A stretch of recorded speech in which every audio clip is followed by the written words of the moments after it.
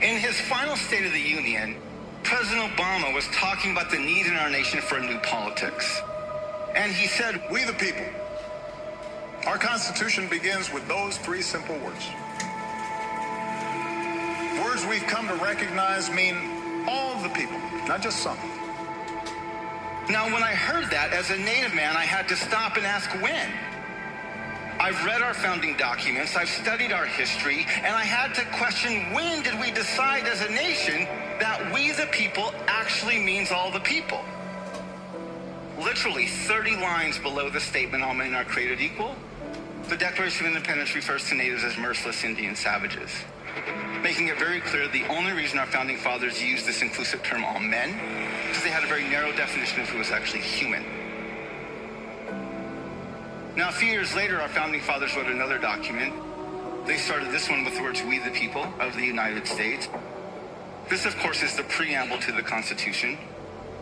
However, if you read just a few lines later, down to Article 1, Section 2, section of the Constitution that defines who is and who is not covered by this Constitution, the first thing you will note is it never mentions women. Second, it specifically excludes natives.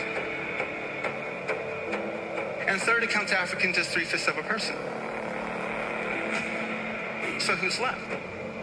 Well, white landowning men is who could vote. Now, we have to ponder this for a moment. The reason our Constitution was written, the purpose of our Constitution, is to protect the interests of white landowning men. So today, we act shocked that women earn 70 cents to the dollar.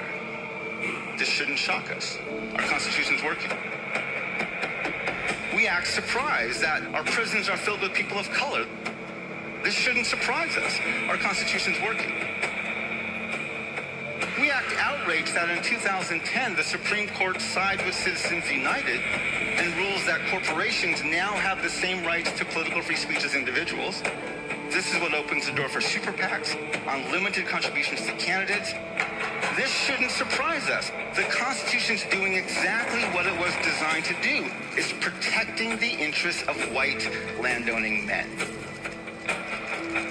So this makes our Constitution a systemically white supremacist and sexist document that assumes the white landowning male has the authority to decide who is and who is not human.